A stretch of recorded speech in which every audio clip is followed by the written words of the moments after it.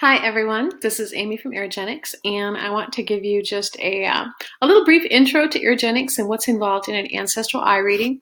There have been a number of people who've asked questions about if I read for health and other aspects, which I do not. I don't do actual direct iridology, and so I want you to be able to just kind of take a look at what an ancestral eye reading with me would be like, just to give you kind of an intro. So for starters, this is the Irigenics website, irigenics.com, and there is a blog page in here that has a number of articles, and some are from last year, they're back in the archives, but there's a lot of structural information in there. I haven't yet added in so much about the actual ancestral part. There's a lot of sort of the more Myers-Briggs, Clifton Strengths Finder, and how those things compare to the eye patterns. But over this winter, I'll be putting in more information and more videos actually in the YouTube channel over here on more about the actual ancestral aspects of reading eyes and some of the things I look at, especially gestation or time in utero. I want to get a video in there on that because there's so much to it and it takes a lot of time to go through in a reading. So from here, I'm going to switch over to a little slideshow and just kind of walk you through a little bit about what would happen during an Irigenics reading and a little bit about kind of the heart of ancestral eye reading. So coming over here, when we're doing an ancestral eye reading, what I'm looking at is first, what were you born with? What are the aspects of your eye that were there when you were born? What changed shortly after? What things have life adjusted to it? And where are you hitting touch points with your ancestors? So a touch point is like if you had a situation where you were going to do something, you were going to tell somebody something and you didn't, and then later on somebody got hurt or some trauma happened because you didn't speak up, and you go, I knew it, I knew I should have said. That's where you've hit a touch point back however many years, 80 years, 100 years, 150 years, 400 years, back to your ancestors, where they had that same exact emotional jerk in that moment. If you've been locked in a building and you hear the door click and you feel that, oh, and you reach back and you go to grab the door and it's locked, and you get that, oh, right in your gut, that whole kind of third chakra moment of, oh, you're hitting that same, oh, that your ancestors had like 300 years ago where they got locked in and then a huge trauma happened because of that situation. So that's what we're kind of on the hunt for when we're doing ancestral eye readings. So first we look at original structure. We look at what the motivators are, the rings that happen in the eyes, ancestral patterns that sometimes show up as postage stamps, sometimes as rounded fiber openings and creases, and some of the aspects of what our first years of life added to us. And then oftentimes when we're doing an ancestral eye reading, an image will appear. Like here we've got a girl or young woman with dark hair and a very long braid down her back. This is her left sleeve, her left arm. She has on like that kind of southern dress, sort of Gone with the Wind, where it's a real tight waistline, and then the skirt actually kind of bows right out from there. And so these images, they happen quite often when we're going through an eye reading. And so sometimes what we do is we'll have to shrink them down a bit to make them a bit more clear. Like here we have a gentleman with a black jacket and a white shirt and a tie on. Right here, there's actually kind of a woman up here. She's got kind of that Stevie Nicks kind of feeling about her, the more opened collar line, blondish hair, left sleeve here. This is his left sleeve. And so often when I'm doing readings, images will appear or disappear. The woman who had this in her eye told me it was her grandfather, and his parents had disowned him because he was doing healing work that they thought was the devil's work. And this was a woman who said this was her grandmother, who was Chinese, with her hair pulled back with a little knot. And here's her forehead, her nose, her chin, her left sleeve, her bust line, her waist and legs, and she had the baby tied on back, or a young child tied on back, as she was climbing the mountain. And so these are just a few examples of some of the ancestral images that sometimes show up in a eye reading. The thing about it is, it's anytime you mix moisture and light and a curved surface, you're going to get reflections, right? Like a rainbow. Sometimes you see half a rainbow, sometimes a whole rainbow. So these things will appear during a reading. It's up to you if they have a meaning to you, a strong meaning to you. In your reading, I'll point them out. I may tell you what the area typically represents in the eye. But it's really for you to do this translation. This is really your own interpretation moment. I'm just bringing you an introduction to your eye. So let's come over and look at some of these things that are in the eyes from the very beginning. And the first is structure. So I do my eye readings to 5 structures. I know a number of people do them to 4, but I put them alongside of blood types where there's like 4 main types and 1 anomaly. And the Mavericks, they have these big wide openings, and they have a combination of these wide fiber separations, but also some of this kind of darker freckle spots or orangish coloring in them. The Mavericks love to change things. They have very varietal lives. You never know what they're going to be up to. They're very creative. They're dynamic. They use large body gestures, like think Richard Branson from Sir Richard Branson from Virgin Airlines, or you think Liza Minnelli and some of the real big body gestures she would use. These are people who are great CEOs. They tend to ignore their bodies, and they can access both sides of the brain very well. They can go from very creative to analytical. They can be great initiators of new ways of living, new social changes. The next structure that I work with is the performer. And the performer, these are thoughtful individuals. This is the Spock, the needs of the many outweigh the needs of the few. They have a tendency towards precision, right? You'll see this in a lot of military eyes. These are your great hunters, your great stalkers. They're great at thinking. They're creative, but what they do, they don't consider to be a creative art. They tended to be a little more analytical. They do have these freckles, which appear between age 2 and age 22, while the brain is forming, up to maybe age 25. They tend to be more introverted.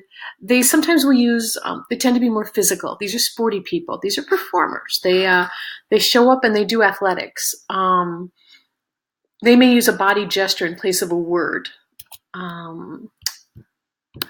like throwing a hug instead of, or shrugging instead of saying, I don't know. Then there's the connected individuals. They have all these fiber separations, and you don't find any of those freckles in this eye. Very creative. They can be thinkers. This is actually a water engineer. This gentleman is a water engineer. And they tend to be very creative. They have an artistic side to them. They connect unusual bits of information. These are people who are great at cold cases, at diagnostics, at layout and design, right? They put together the pieces. They're piece movers. Give them a jigsaw puzzle, and they're probably bored with it because they're just too easy for them to do. They typically don't have any of those freckles, and they tend to be ambiverts. They're a little bit extroverted and introverted. Next, we have the perfectionist. Now, when I say perfectionist, it could be perfectionism, but it's really just as much that they're thinkers. They're analytical. They're very good at putting together information. They're fairly introverted. Give them a pie chart, give them a cubicle, and they are happy. They'll go out there and draw in their information. But when they're working, they usually like to kind of come inside and do their work. They like to be focused. They may have some of the more fiber separation openings, which were there at birth. Most of these freckles showed up after age 2. They have a more angular body. They have less hips. They tend to have broad hips, but they're flat. You know, they're kind of that math or science teacher where you could kind of pull their pants down without unbuckling their belt. They have precision, right? They think. They like things to lay out a certain way. They make marvelous accountants. Things where everything is structured and organized. Architects. You probably will see these freckles across the table. Great innovators, visionary, sensitive to criticism. They think things through 25 times. So if you question them, you know, you're questioning their entire process. But they're great networkers. They love information. These are news junkies. These are people that need something to motivate them in the morning. The news, CNN, a workout, They have to have something that gets them kind of jump started. They think on things a long time. They kind of build up power in silence. And then when they're ready to move, get out of the way because they're ready to move. They've thought it all through. They've got their plan. They've got their strategic attack, and they're ready to go. And the sensitives. So as we spoke about before, they have a little bit more tendency towards a physical prowess or a gracefulness. They have very little variation in color. These are the people that we go to, the bartender, where we go to them for advice. They communicate oftentimes through body gestures. They are like pure senses. You know, some people think, some people feel. These people are like pure sense. They run on what they feel, what they taste, what they touch. They have more than the five senses. They may have a kind of a natural telepathy. They feel like they need to call their mother, and they call and there's something going on. They're like the pulse of the planet. You can almost feel like a heartbeat going on in these eyes. They can be incredibly strategic. They can be incredibly artistic or involved in the healing arts, the esoteric arts. They're very intuitive. So this is like that hunter that can feel the bear. There's no tracks, there's no smell, there's no nothing. They just sense there's a bear out there. And that's the sensitive structure.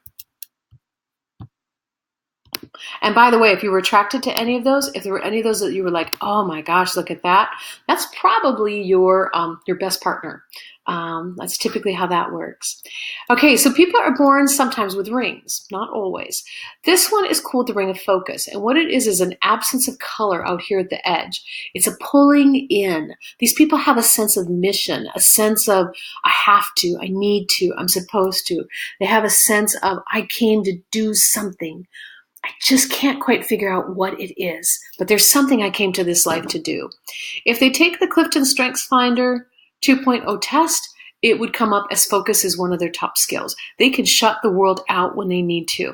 They can go inside and think or feel or process or whatever, but they can focus. They can pull it in and really get focused on a topic. They don't like a lot of distraction in their lives. The next motivator is the compassion ring. It's also sometimes called a harmony ring. These kind of Christmas lights out at the edge. These give the individual an ability to feel other people. So if you have a child who comes home from school sick a lot, and it's like as soon as you go to pick them up, they feel better, they've maybe picked up that stomach ache of someone else in the room. It's maybe not their stomach ache or their headache. They've picked it up from others. A lot of times I'll find this in people who are having trouble with suicide patterns because they're picking this up from other kids, other people who are depressed, and they maybe haven't learned to identify, is this my thought or is it someone else's? Oops. Is this my feeling or is it someone else's? And so until they do that, they can have some real issues with a lot of emotional turmoil. The other thing to keep in mind with that pattern is it's great for the arts. If you're going to be a writer or a musician and you're going to really express about loneliness, you have to be able to feel that loneliness. So that ability to absorb and empathically pick up other people's emotions becomes a great gift in some of the arts or in painting or drawing as well. The third ring is the achievement ring. It looks like these little scratch marks.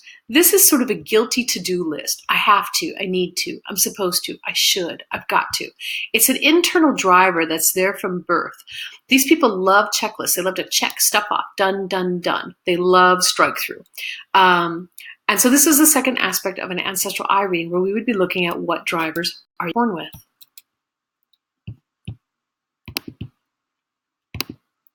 From there, we take a look at your parents' experience of their pregnancy with you. Eyes are like mirrors. What's at 5:30 in the left eye is at 7:30 on the right. And so as you can see here, this woman had like this very deep marking from the very moment of pregnancy. This is kind of that, oh, I knew we shouldn't have gone to bed together, or, oh, we should have taken the pill, or we should have used a condom. Kind of fear from the beginning. This is the place where a whole lot of depressive thoughts get started. People, I mean, you're an embryo, right? You're the tiniest little cell, right? And this feeds into your entire weave of your existence that you weren't wanted. But in fact, this was just the mother's fear during the pregnancy. In this case, it was a situation where she had an IUD in, and the doctors were telling her that if she got pregnant, the baby would be born deformed. You know, if she accidentally got pregnant while having the IUD in, the baby would be born deformed, with the IUD like sticking out of their heart or their head or whatever. And so she had this fear from the very beginning about being pregnant. In a person's life, again, this is where a lot of our self-destructive and suicidal thoughts get started from, because we feel unwanted by our mom. And that experience on the father imprints on at 7:30. And coming out here, this is a case where the father actually, they were not in a relationship. And so he didn't, really have much thought about it. There's not much going on out here until we get out to, so this runs 7:30, and it runs from, 0 to 38 weeks, or about 9.5 months. So he got told about 4 or 5 weeks, hey, there's a pregnancy, et cetera, et cetera, et cetera. I'm going to give this child up for adoption. But at this point is when the family found out. This is when his parents found out about it, family found out about it, out at about 5 to 6 months, when it kind of became visible and it became known in the schools, because they were in school about this pregnancy. And this caused obviously a lot of trauma, some discussions at home, some issues at home, et cetera, et cetera.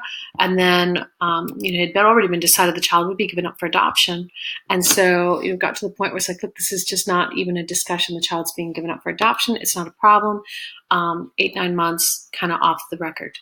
And so why does it print in the right eye, in the father's aspect? I can't answer that. I'd love for the day when science can help me answer that one. I mean, I think it's just universal energy, universal consciousness, just like intuitively knowing when to call your kids. Like they can now track a heart wave literally from a person halfway around the world to the loved one who's having a trauma or a thought about them. I think science will eventually, and medicine will eventually be able to explain this, why it shows up. I can't answer that. I can only read them out. Just so you know what you're getting and not getting in an eye reading. Okay, so the autonomic nerve wreath is this squiggly line that runs around the eyes. This tells me how much you're introverted or extroverted, but also where there are anomalies in it, or where there's kind of distinctive markings, or when it just plain disappears for a moment and has almost a channel into it. This tends to be an area where there's an ancestral pattern repeating in your life. Can be about not being heard. If you've ever had that feeling of being invisible, that's one of the patterns that shows up. Rivalry patterns with siblings show up. Not following intuition, and it causes a trauma. Identity lost, identity theft, issues with the church, arbitrary control, ancestral control, church control, all kind of show up through this squiggly line that runs around, as I said, the autonomic nerve wreath. Also, earliest cellular memories. Whenever I see a pattern that has a kind of oval shaping in the eye, this is where an individual thought they were going to be killed. But any changes that go on in the pupil tend to happen prior to age 2 or 3, prior to conscious memory. So if there was an early accident, if there was a situation of like asthma where a nurse is placing a mask over the baby's face, we don't have thoughts yet at that point to truly reconcile the situation. And so what will happen is there will be sort of a change in the shaping of the pupil from being a round pupil to a misshapen pupil. And that's part of the things we'll be taking a look at in your ancestral reading. What were your earliest experiences? How did they tie to ancestral experiences? And, what did they give you in your story for who you're going to become? Here again are some of those markings that go through that autonomic nerve wreath, where there's almost a depression in there. So this is where we hit these touch points, where we're not being heard, and we're like, oh my God, what would it take for you to hear me? What would it take for you to listen to me? When we hit that, oh my God, that knot in our stomach, that's where we've hit the touch point with our ancestors, where we've reached back in time to their same emotional reaction in a new way. So Ellis Island and identity theft becomes maybe identity theft on Facebook or with our bank account, or some kind of identity theft in the 2000s. And again, more images. Here in the pupil, I thought it was a Red Cross surgeon. She pulled out the tin photograph of an ancestor that she was named after. Here, the woman told me this was from a past life experience, that it was a past life where she had done a regression, past life regression, and this image was exactly what she had seen, a woman who was doing herbal healing work in Ireland. This one, let's take down. I know we're getting a little long on time. Here we have it, RY1, RYI. He did not explain to me what it represented for him. He was military, but there was just no missing it. It was just directly right there in the eye. And here's just a number of different images that have kind of appeared during ancestral eye readings. And let's take this one. So you have a couple of options. One, if you would like to book what's called an eye time reading, this is a 1-hour webinar reading where we are on together, you and I, and we're going through your eyes, talking back and forth, answering questions about your eye reading. Now, if you do a different kind of reading originally, there's also something called Mini-Me on the website, which typically a Mini-Me reading is what I'm doing right now, a 20-minute reading just directly of you. But if you want to book any kind of follow-on, you would just look up the Mini-Me and let me know you want to do a webinar together. And here's the Mini-Me. So the Mini-Me, it's a 20-minute video that I make on Loom, just like I made this one. And it's a dedicated video of me reading your eyes. So I take your pictures or I get your photos, and then I do the 20-minute reading for you. Basically within a week to 10 days, and it's like your own little YouTube of you and your eyes and your ancestors. They're really quite fun. Like I said, they're just like this, only it's all about your eyes. Your eyes are the only thing on the screen, and we're going through and reading all the markings and patterns. And the third, and my very favorite, is the My Eye Mag, because I have that marking at 6 o'clock for Gift for Writing. And My Eye Mag is a 36-page custom report of you. You're on the cover. It's all about you and your eyes. It's all about what were you born with, what did life add to it, in utero impressions, right and left eyes, ancestral markings. It's really, it's a lovely report. You're on the front, you're on the back, you're the centerfold, and it's basically just 36 pages of you. And so I hope that has given you a nice little introduction to Irigenics and kind of what the whole Irigenics is all about, and what it's like to get a reading or to have an Irigenics program at your whatever your group or your charity or with your kids or anything like that. So again, this is Amy from Irigenics. Website is irigenics.com or https://irigenics.com. I wish you and your ancestors all the very best, and please, no matter what, get a photo of your eyes. They're beautiful. There's a whole world in there, and it's a beautiful treasure map. Thanks so much.